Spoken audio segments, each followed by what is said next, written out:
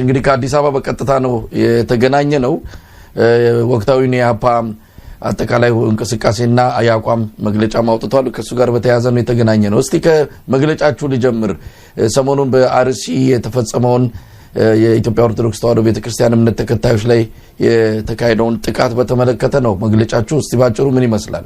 እንግዲህ ከምስራቅ አርሲ ዞን ወደ 25 የሚጠጉ የኦርቶዶክስ ቤተክርስቲያን እምነት ተከታዮች መገደላቸውን ተከትሎ ነው እኛ መግለጫ ያወጣ ነው። በተደጋጋሚ እንደዚህ ሃይማኖት ተኮር የሆኑ ጥቃቶች፣ ብሔር ተኮር ጥቃቶችን እንመለከታለንና በዋናነት መግለጫችን የሚያሳስበው ገዳዮቹ ወይም ደግሞ ይሄን ድርጊት አድራጊዎቹም ከድርጊታቸው እንዲታቀቡ ለሕግም እንዲቀርቡ እንዲሁ ደግሞ መንግስትም ዝምታም ከሆነ ጥፋቱ በዝምታ ለማለፍ ከዛ ባለፈ ግን ምናልባትም በዝምታ የሚያልፈው እጁ ሊኖርበትም ይችላል ብለን ስለሆነ የገመት ነው እጁ ካለበትም ተጠያቂነት እንዲሰፍንና በራሳቸውም በኩል ተጠያቂነት ሰፍኖ የሕግ የበላይነት በባለስልጣናቱ ላይ ጭምርም እንዲረጋገጥን ይጠየቅ ነው።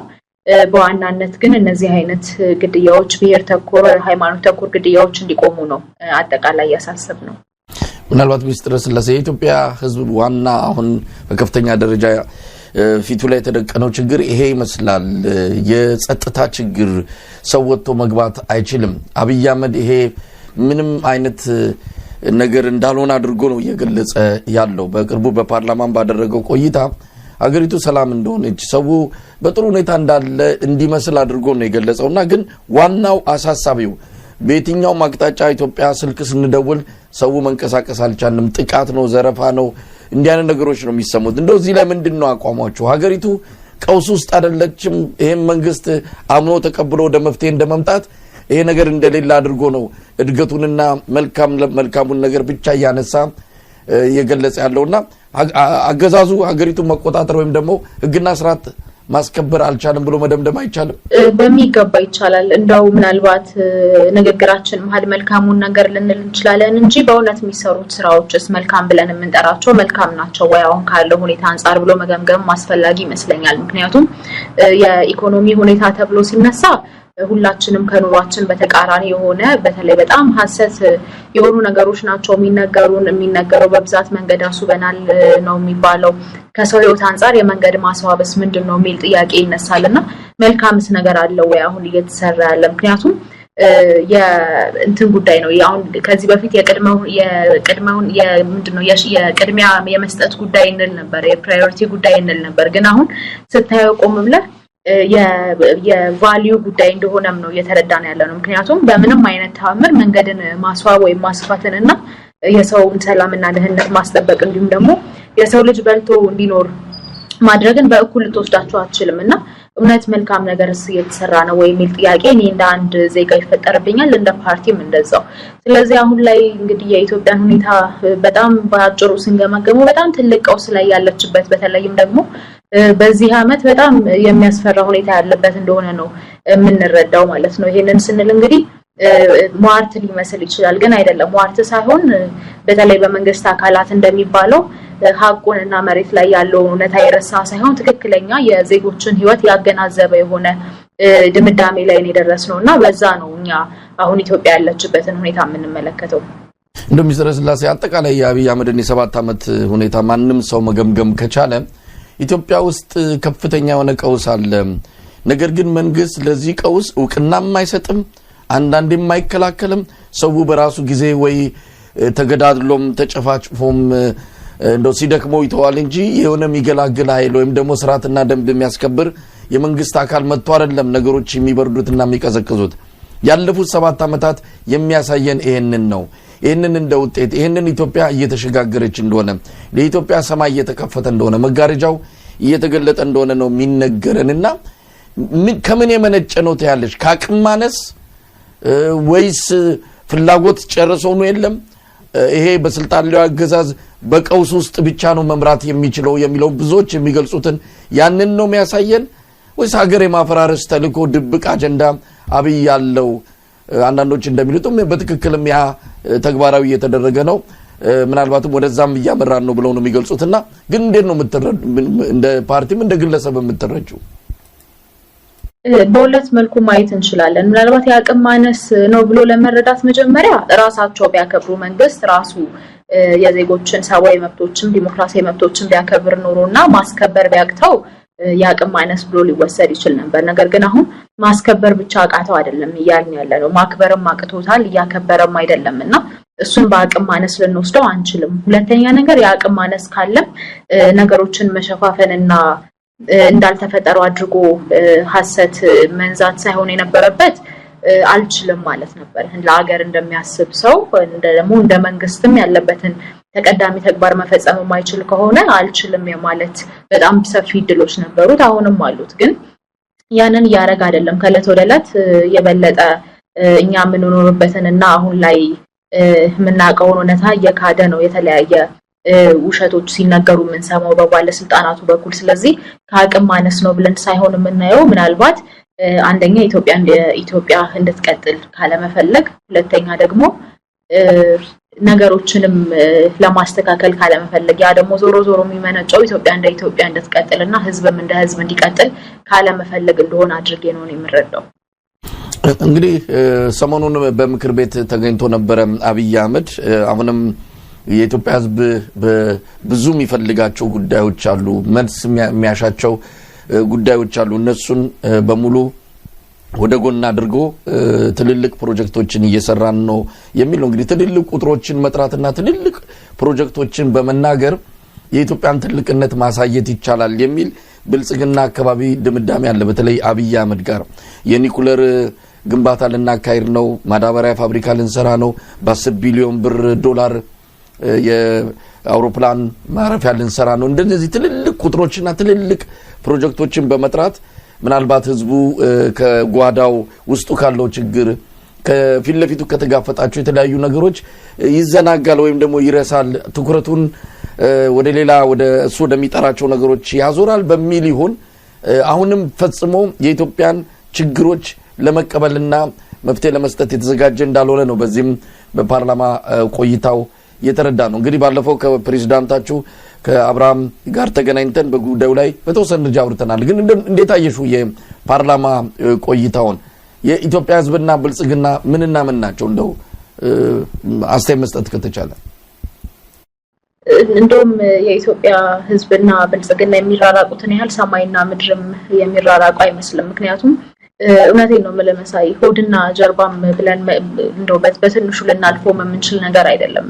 የኛ ኑሮታች እነሱ ደግሞ ላይ ሆኖ ነው እኮ የተምታታው ነገር ሁሉ። እነሱ በሚኖሩት ልክ ይመስለኛል ሁሉንም እያሰቡ የሚገኙትና እንግዲህ ምንና ምን ናቸው የሚለውን ማነጻጸሪያም የሚኖረው አይመስለኝም ያለ ማጋነን። ግን የጠቅላይ ሚኒስትሩ የፓርላማ ሁሉን በተመለከተ ምንም እኔ በግል ኤክስፔክት ያደረኩትም የተለየ ነገር አልነበረም እውነቱን ለመናገር። እንደ ፓርቲ ግን ምናልባት የምርጫ ጊዜ ነው አለ አይደለ፣ በምርጫ ጊዜ የተለመዱ ከመንግስታት የምናያቸው ባህሪያት ነበሩና ምናልባት የመለሳለስ ሁኔታና ከዛ ደግሞ ባለፈ ገብቷል ዲፕሎማቲክ የሆነ ቃልም ንግግር የሚያደርጋሉ የሚል ኤክስፔክቴሽን ነበረ። ግን እሱም አልሆነም። እንዳየው በጣም ከመሪ የማይጠበቁ ሐሰቶች የተነገሩበት ነበር የፓርላማው ሁሉ። ብዙ ሐሰቶች፣ ከዛ ብዙ ማዛቻዎች፣ ብዙ ማስፈራሪያዎች እና ብዙ ደግሞ አትችሉኝም ተቃዋሚዎች ኮሳሳ ናቸው የሚሉ በተለይ ደግሞ የኢትዮጵያ ህዝብን እንደ ህዝብ ያላከበረ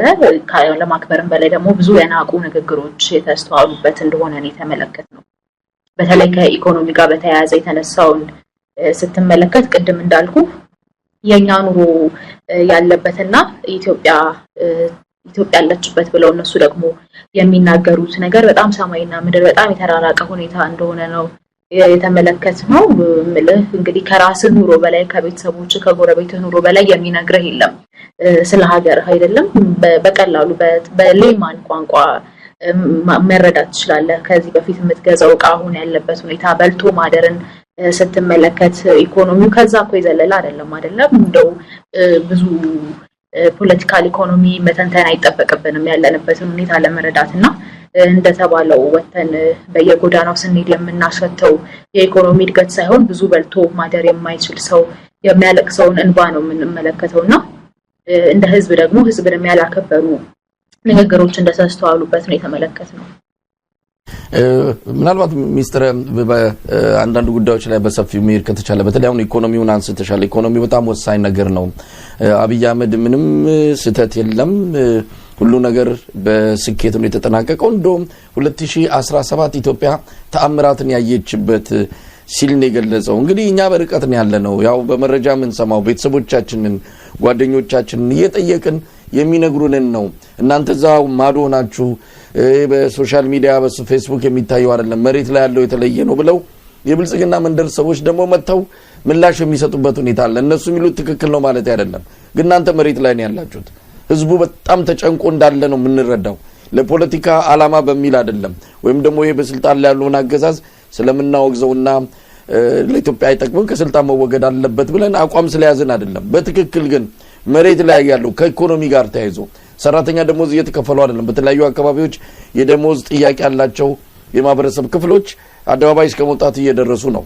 መስከረም ላይ ይጨመራል የተባለው የደሞዝ ጭማሪም የውሃ ሽታ ሆኖ ቀርቷል። እና እስቲ ከኢኮኖሚ አንፃር የሰው ትክክለኛ እንደው ገጽታና አስተያየት ምንድነው ሰው እያለ ያለው?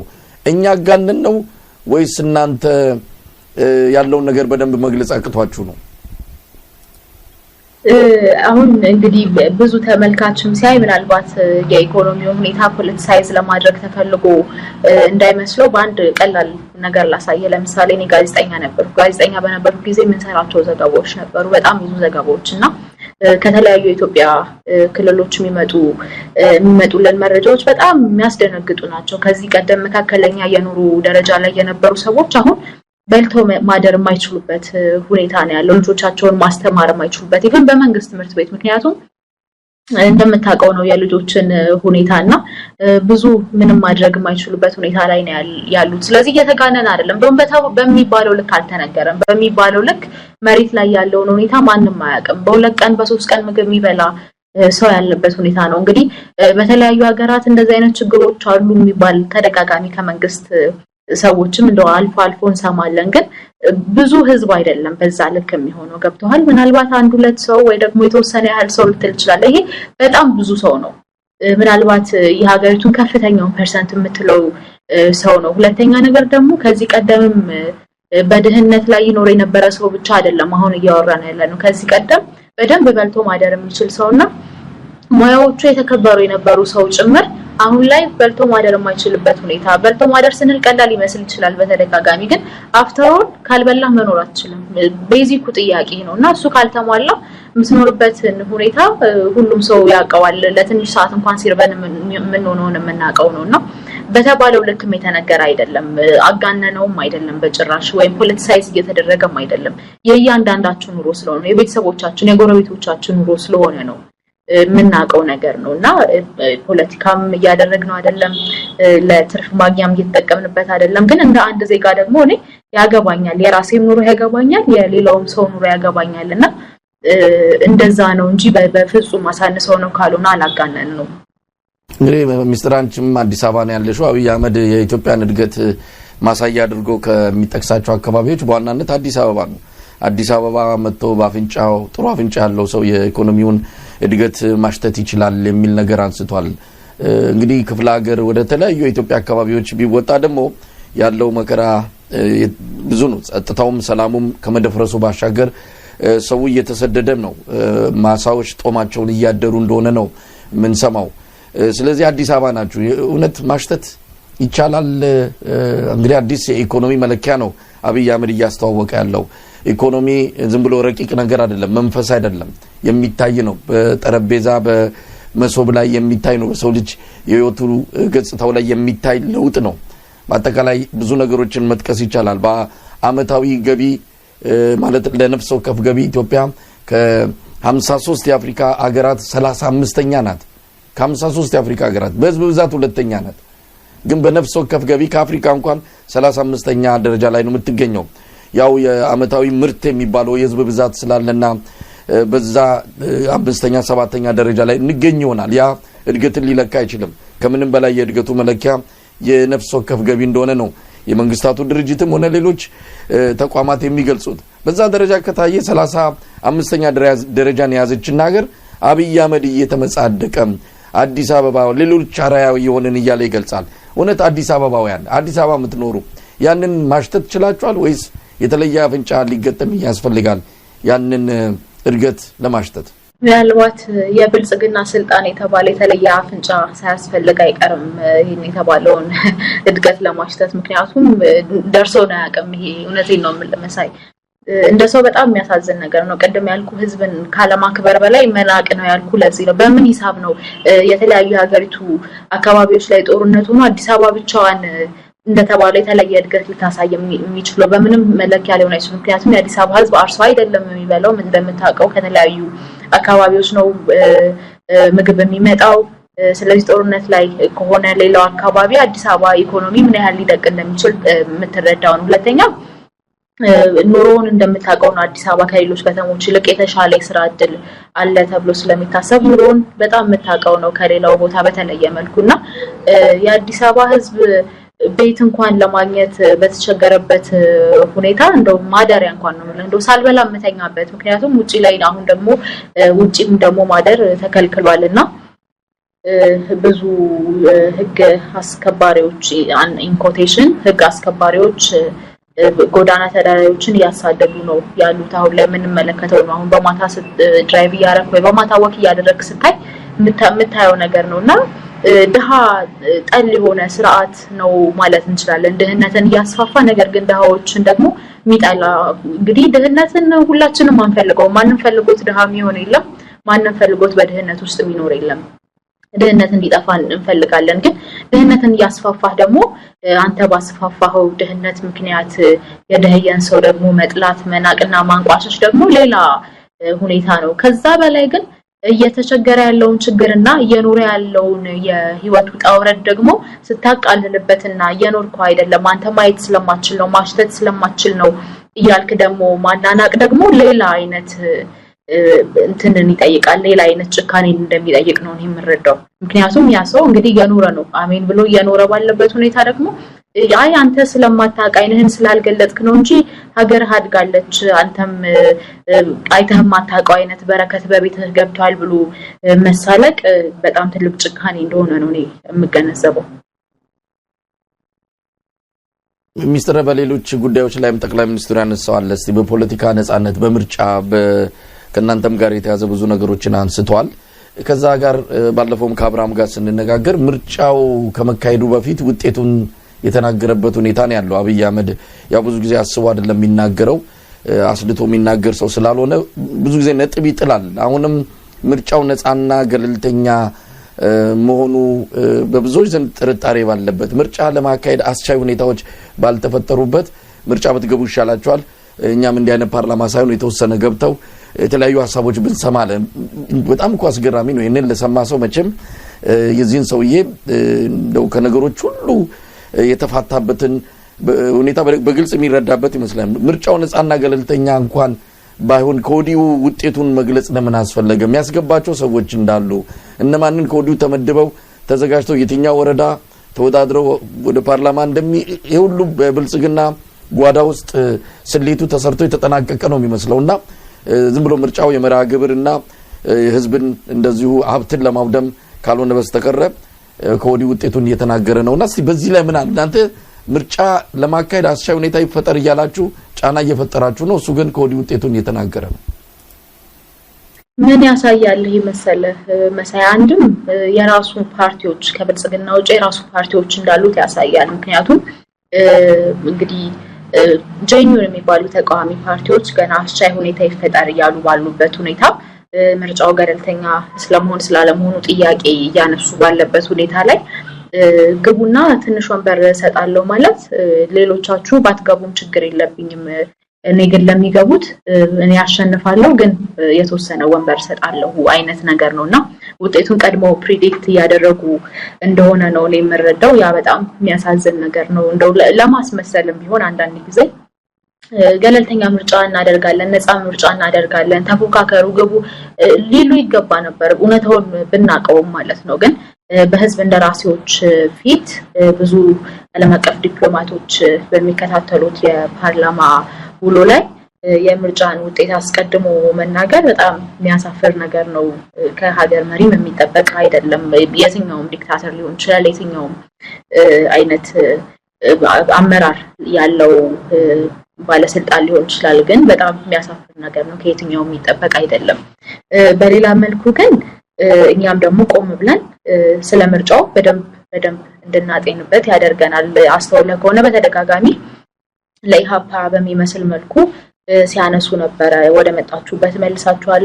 ይሄ ከምን መሰለህ? አንደኛ የሀገሪቱ ሙሉ ባለቤት እኔ ነኝ፣ እናንተ አያገባችሁም፣ እናንተ እንደውም ኢትዮጵያውያንም አይደላችሁም፣ በእኔ ቸርነት ነው እዚህ የምትኖሩት አይነት መልእክት አለው። አንደኛ ነገር አሁን ለምሳሌ ኢሃፓ ውስጥ ያለን አብዛኛውን ሰው ብትመለከት ኢትዮጵያ ውስጥ ተወልዶ ያደገ ነው፣ አባላትም ጭምርና ድርጅታቸውን ለምንድነው ወደ መጣበት የምትመለሰው? ነው ልክ አይደለም። ገብቶሃል?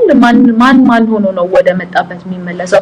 ሪያሊቲውን ያሳያል። ሪያሊቲውን በደንብ ቁልጭ አድርጎ የሚያሳይ ነው። የምንኖርበትን ሀገር ምን አይነት ስርዓት እንዳለ፣ ምን አይነት መንግስት፣ ምን አይነት ፓርቲ እየመራን እንደሆነ በደንብ ቁልጭ አድርጎ የሚያሳይ ነው። እኛ እየኖርን ያለነው በእነሱ ችሮታ እንደሆነ እስከዛሬ ስንናገር በደንብ ምክንያቱም ብዙ ፖለቲከኞች ይታሰራሉ፣ ብዙ ጋዜጠኞች ይታሰራሉና ያ ሁሉ ባለበት ሁኔታ አሁን ደግሞ ያልታሰሩትንም ምርጫ ውስጥ ገብታችሁ የኔ አጃቢ ካልሆናችሁና እኔን ማትከተሉ ከሆነ ወደ መጣችሁበት መልሳችኋለሁ፣ ይሄ እናንተ መብት አይደለም የሚል አይነት ደግሞ ንግግርም እየተናገሩ ነውና ቁልጭ አድርጎ የሚያሳይ ነው ምን አይነት መሪ እንደሆኑ፣ ምን አይነት የፖለቲካ ፓርቲም ኢትዮጵያን እየመራት እንደሆነ። እንደው ከግለሰቡ ያስተሳሰብ ችግር የመነጨ ወይስ ምንድነው ብሎ መውሰድ ይቻላል? እንዳልሽው አብይ አህመድ ሀገሪቱን የግል ንብረቱን ያደረጋት ሌላው የማይመለከተው በሱ መልካም ፍቃድ ቸርነት ኢትዮጵያውያን ያው የሚኖሩ መሆኑን ምናልባት አየር ብቻ ሲቀር እሱንም ነገ ከነጎዲያ እየመተረና እየለካ ካልሰጠው ሊል የሚችልበት ዘመን መምጣቱ አይቀርም። ግን ሁሉ ነገር በሱ መውጣትም መግባትም መተንፈስም